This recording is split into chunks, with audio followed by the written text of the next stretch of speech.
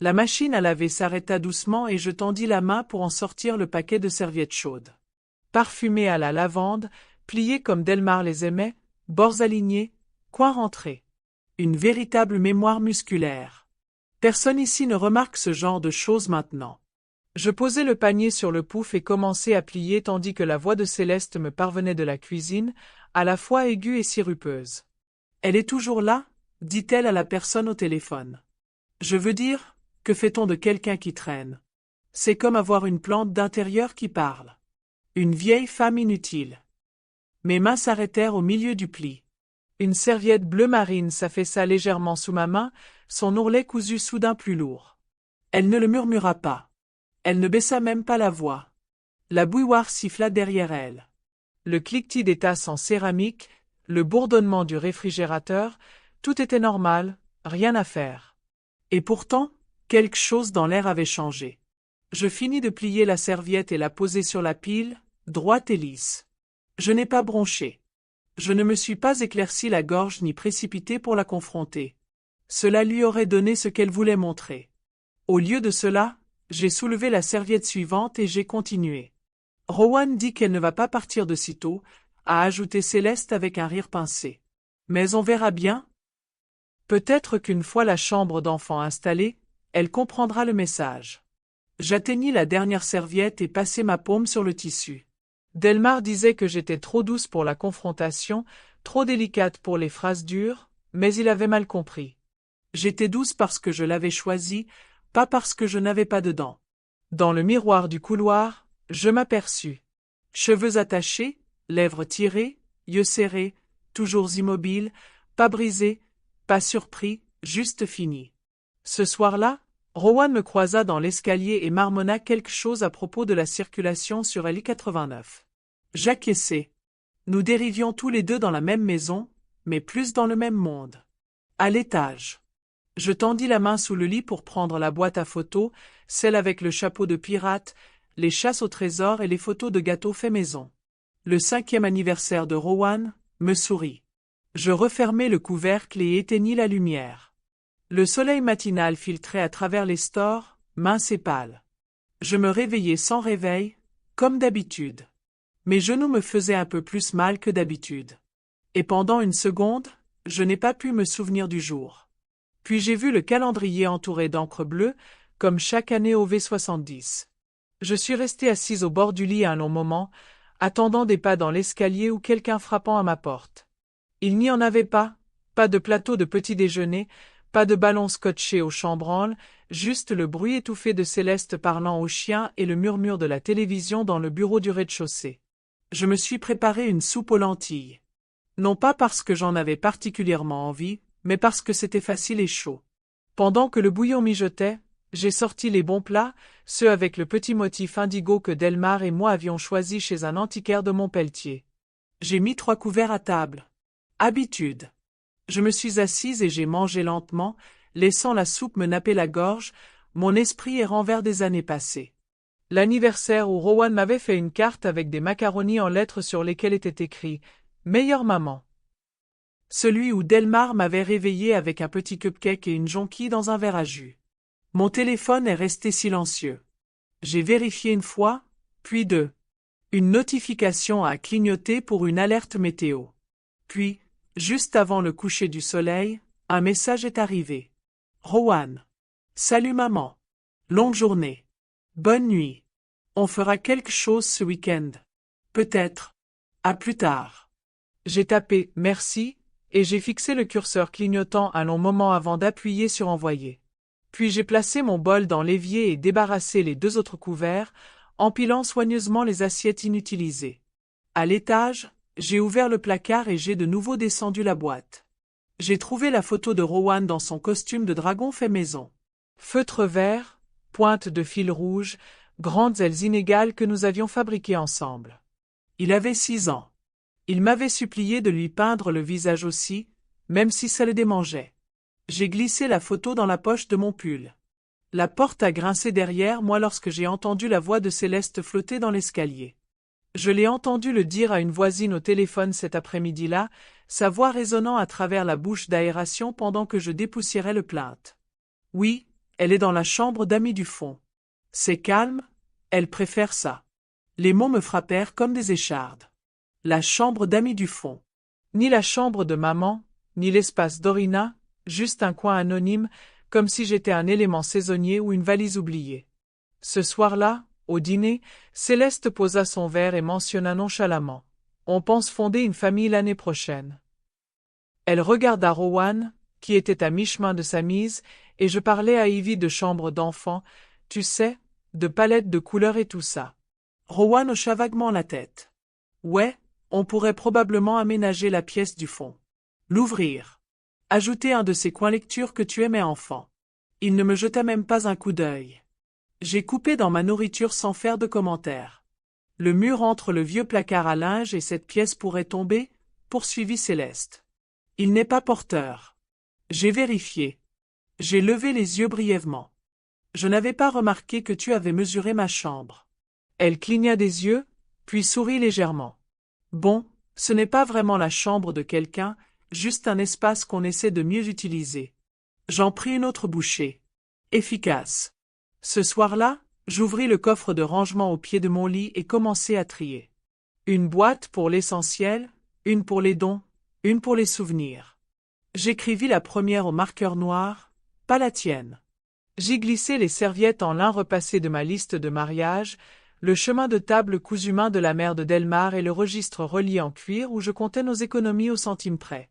Tout le reste, livres, vieux foulards, coussins décoratifs, pouvait disparaître, et il ne me manquerait pas. Au matin, Rowan était déjà parti. Céleste sirotait du thé dans la véranda, feuilletant un catalogue. « Bonjour, dit-elle sans lever les yeux. J'espère que tu n'es pas allergique aux vapeurs de peinture. On testera peut-être des échantillons ce week-end. » Je souris. Pas besoin de t'inquiéter pour ça. Je savais déjà exactement où j'allais plus tard dans l'après-midi. Le coin de l'enveloppe dépassait encore de la doublure en flanelle, là où Delmar l'avait laissé. J'avais presque oublié la fraîcheur du papier, la précision de son écriture lorsqu'il se concentrait. Je la sortis délicatement et m'assis au bord du lit, le soleil matinal me réchauffant les genoux à travers la fenêtre. Le cachet du notaire n'avait pas disparu. Mon nom était seul sur l'acte, Orina Wexley. Propriétaire de l'âme. Delmar avait insisté pour que nous procédions ainsi après sa première crise cardiaque. S'il m'arrive quelque chose, je ne veux pas que quiconque mette en doute ce qui t'appartient, avait-il dit. Les gens sont bizarres avec la mort dans l'immobilier. Sur le moment, j'ai trouvé cela dramatique, mais il avait raison. J'ai tracé du doigt la signature. La sienne et la mienne, datée d'il y a 12 ans, avaient signé le printemps après avoir payé la maison. Dans la même boîte, pliée entre de vieilles factures d'électricité et des négatifs photos, j'ai trouvé la lettre qu'il avait écrite, courte, un seul paragraphe. Si jamais le monde oublie qui a fait de cette maison un foyer, que ceci te rappelle qu'elle t'appartient. Tu l'as construite avec ton temps, ta patience et ton amour. Ne laisse personne prétendre le contraire. Je l'ai lu 2 fois. Puis je l'ai replié et glissé dans le dossier de l'acte. En bas, j'entendais Céleste participer à un autre appel vidéo. Une conversation sur les délais de rénovation et les plannings des entrepreneurs. Elle riait trop fort, sirotant probablement son 2e expresso. Je glissai l'enveloppe dans mon sac à main et fermai le fermoir. Je n'avais pas rendu visite à Adeline Tran depuis des années, pas depuis les funérailles de son mari, mais je savais exactement où se trouvait son bureau, juste à côté de Main Street, à côté des fleuristes, où Delmar m'achetait un tournesol le jeudi. J'enfilai mon manteau de laine, le vert foncé aux boutons robustes. Il m'allait encore. Je noua une écharpe autour de mon cou, verrouillai la porte de ma chambre, sans que personne n'essaie d'entrer, et sortis en passant devant la voix de Céleste et l'odeur des bougies à la cannelle. J'avais une chose importante à régler. Le bureau d'Adeline était exactement comme dans mes souvenirs, modeste, bien rangé, avec des certificats encadrés, juste légèrement tordus par l'âge. Elle m'accueillit avec la même poignée de main ferme et un regard entendu par-dessus ses lunettes. « Ça fait trop longtemps, Orina, » dit-elle en me guidant vers le fauteuil en face de son bureau. Mais quelque chose me dit que ce n'est pas une visite de courtoisie. J'ouvris mon sac à main et glissai l'acte sur la table.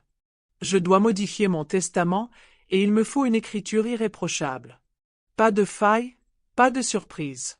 Elle parcourut le document en haussant les sourcils. C'est toujours à ton nom. Ça l'a toujours été. Delmar s'en assura.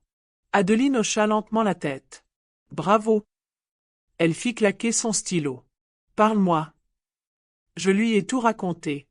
Les commentaires de Céleste, les projets de chambre d'enfant, la façon dont Rowan refusait de me regarder dans les yeux. Je n'avais pas besoin d'embellir. La vérité était déjà assez humiliante en elle-même. Quand j'eus fini, Adeline se renversa dans son fauteuil et m'observa. « Tu veux les exclure. Je veux protéger ce qui m'appartient, dis-je.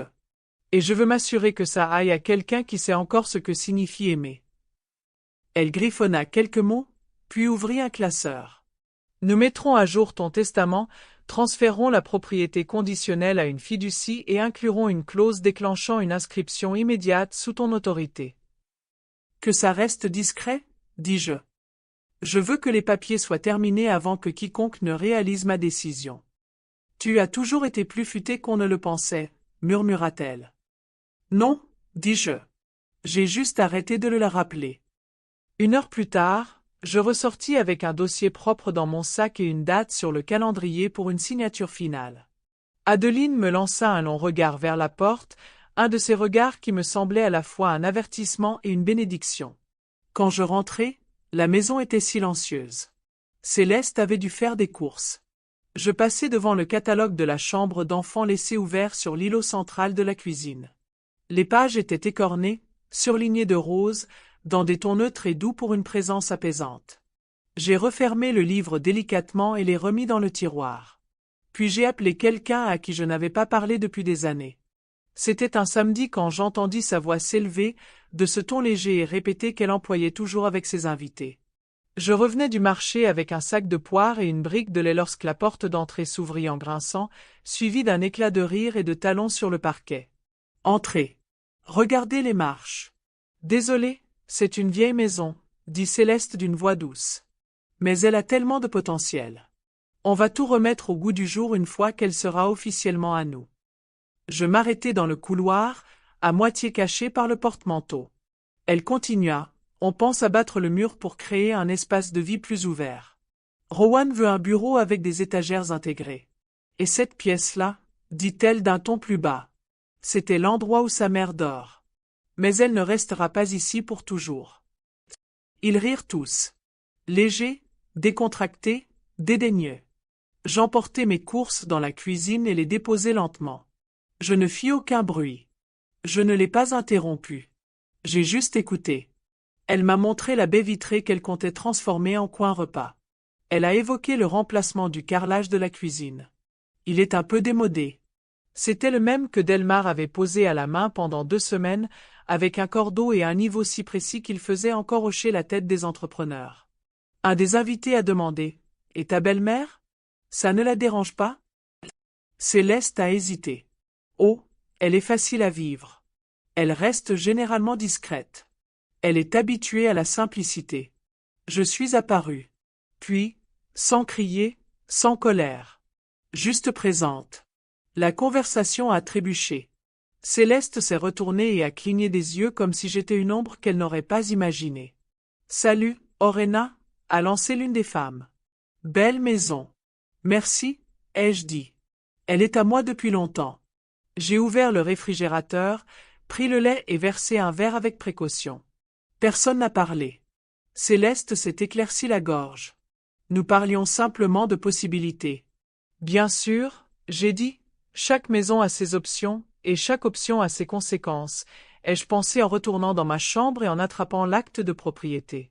Le lendemain matin, je me suis réveillée avant le soleil. La maison était toujours comme je l'aimais le plus.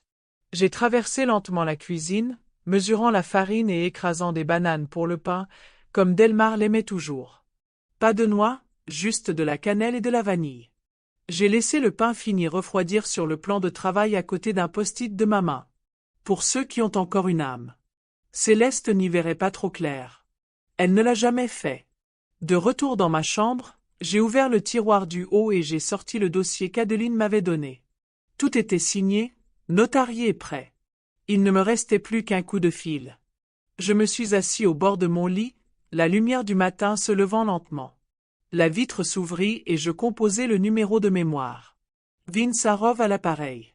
Bonjour, Vince. C'est Orina Wexley. Je voudrais mettre une propriété en vente. Il y eut un silence.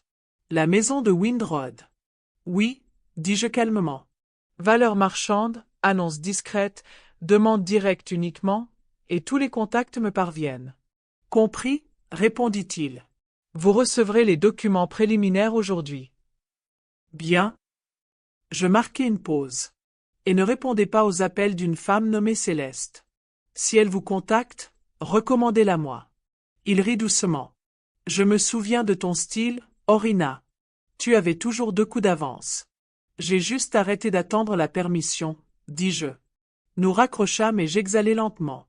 Pas de cérémonie, pas de feu d'artifice, juste une signature, un appel téléphonique et un changement de pouvoir que personne n'avait vu venir.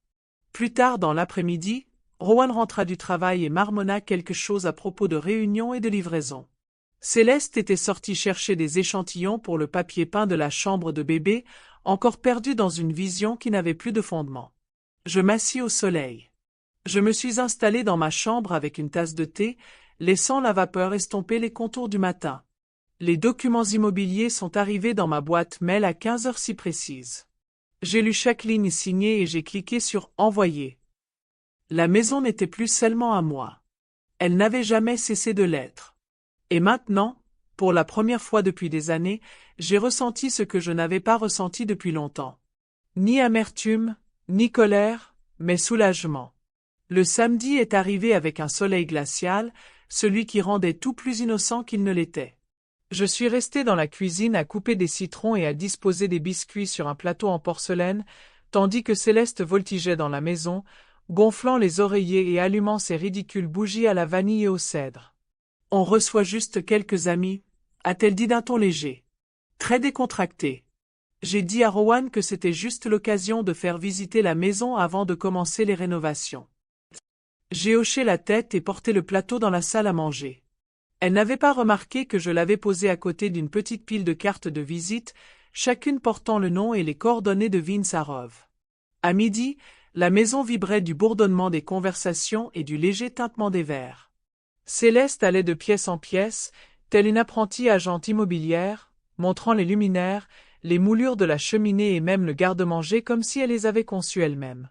Une fois repeint, on égayera vraiment cet espace, disait-elle quand la sonnette retentit. Je vais m'en occuper, dis-je en m'essuyant les mains et en passant devant elle. Vince se tenait là, un blazer bleu marine impeccable, un presse-papier à la main. Bonjour, mademoiselle Wexley. Tout est en ordre. Juste à temps, répondis-je. Entrez. Céleste détourna son sourire, hésitant. Oulena. Qui est-ce?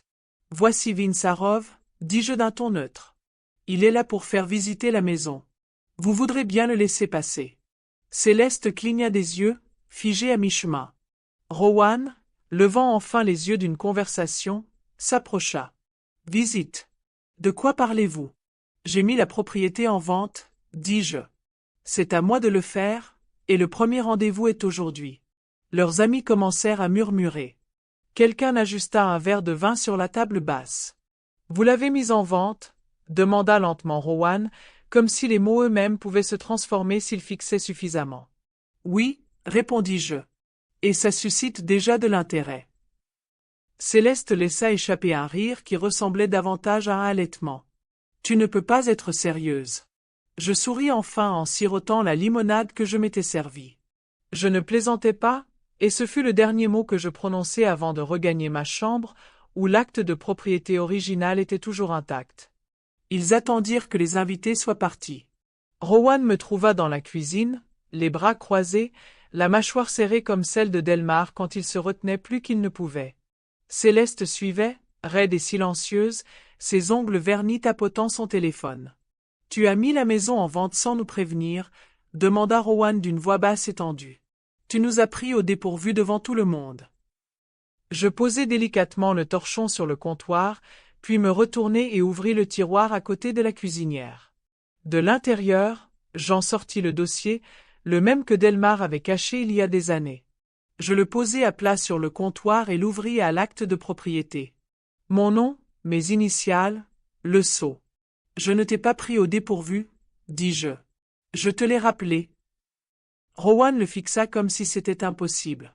Céleste ricana. Alors c'est ça. Tu la vends juste aux dépens de ton propre fils. Je vends ma maison, dis-je. Sans le consentement de personne. Céleste fit un pas en avant. C'est une trahison. Je la regardai droit dans les yeux. Non, la trahison, c'est mesurer des rideaux chez quelqu'un d'autre. La trahison, c'est planifier des chambres d'enfants où la personne qui dort encore dans la chambre plie votre linge. La voix de Rowan était plus basse maintenant. Maman, on pensait que non. Je l'ai interrompu. Tu avais supposé. Tu avais supposé que je me fondrais dans le papier peint et que je te laisserais les clés quand je serais assez petite. Je ne l'ai pas fait. Et je ne le ferai pas. Il m'a regardé comme s'il ne savait pas qui j'étais. Peut-être que non. Peut-être que j'avais rendu les choses trop faciles à oublier. Je ne t'ai jamais rien demandé de ce que j'avais ajouté. Mais je ne t'ai jamais promis cela non plus. La bouche de Céleste s'ouvrit, mais aucun mot ne sortit. Je refermai le dossier et le remis dans le tiroir. Je déménagerai d'ici la fin du mois, dis-je doucement. Tu trouveras où prendre les mesures ensuite. Aucun des deux ne me suivit lorsque je quittai la pièce. À l'étage, je commençai à sortir mes pulls du placard et à les plier soigneusement. Je savais déjà exactement où j'allais. Le dernier carton était étiqueté « linge de maison ». À garder. J'ai regardé les déménageurs le descendre sur les marches, les mêmes dont Rowan sautait enfant, les bras grands ouverts comme un oiseau.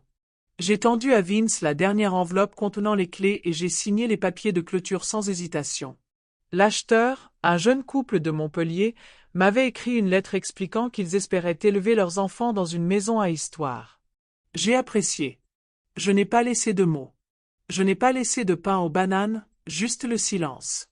Le chalet dans lequel j'ai emménagé était situé au bord d'un lac étroit, ombragé par des pins et des érables. Il était 2 fois plus petit, mais tout à moi. Il sentait le cèdre, pas les bougies à la cannelle. Les fenêtres laissaient passer les courants d'air. Le plancher craquait par endroits, mais le calme régnait à chaque recoin. Mes journées sont redevenues calmes. Le calme que j'avais choisi, pas celui qu'on m'infligeait comme une punition. Une semaine après m'être installé, j'ai reçu une lettre au crayon. Grand-mère O. Puis-je te rendre visite dans ta nouvelle maison? Maman dit que c'est trop loin, mais je m'en fiche. Je serai vraiment sage. Bisous Ri. Ri était la belle-fille de Céleste, issue de son premier mariage. Elle était restée chez nous un été où Céleste était débordée et Rowan occupé. C'est moi qui lui ai appris à cuisiner, à plier les vêtements ajustés. Drap, comment épeler porc-épic. Elle n'a jamais oublié.